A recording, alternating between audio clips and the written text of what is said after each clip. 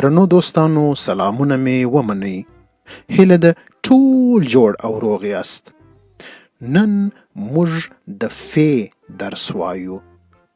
فی د پښتو الفبا یو 13 توری دی.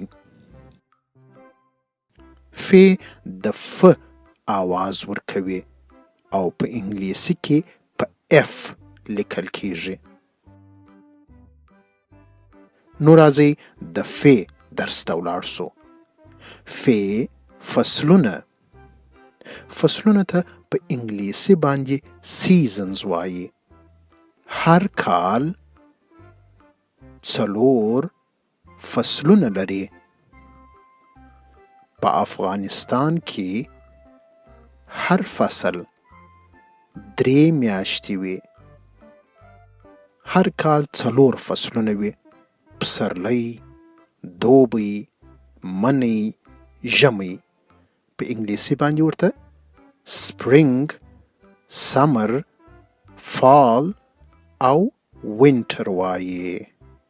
تاسو په د عکسو کې ګورئ، په پسرلي کې ګلان راشنه سوي وي، په دوبي کې ګرمي وي، په مني کې ګلان ژړ سوي وي، خو په ژمي کې واورې اوري. اوس نو تاسې دا 2 جملې زما سره تکرار کړئ. هر کال 4 فصلونه لري. په افغانستان کې هر فصل 3 میاشتې وي.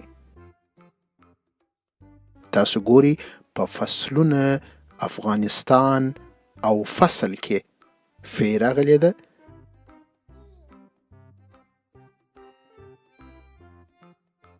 اوس به وګورو چې نور کوم نومونه له فی څخه راځي.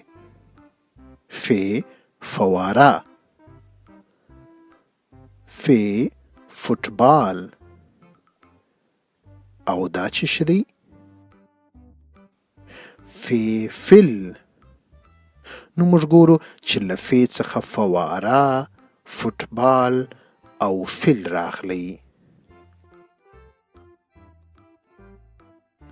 اوس به وګورو چې که فی د یو لغت په مابینځ او یا آخر کې راسي نو څنګه ایسي. شفتالو. په شفتالو کې فی په مابینځ کې راغلی ده. او قلف. په قلف کې فی په پای کې راغلی ده. اوس نو تاسو راته ووایاست چې نور کوم نومونه له فی څخه راځي.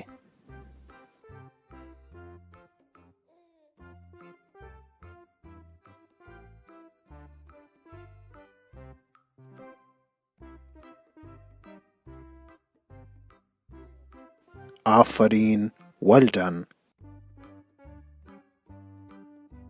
دا درس په خپلو کتابچو کې ولیکئ او خپل مور و پلار ته به یې ورښکاره کړئ. فی فصلونه. هر کال 4 فصلونه لري. په افغانستان کې هر فصل 3 میاشتې وي. تر بیا مو پر خدای سپارم. په مخه مو ښه.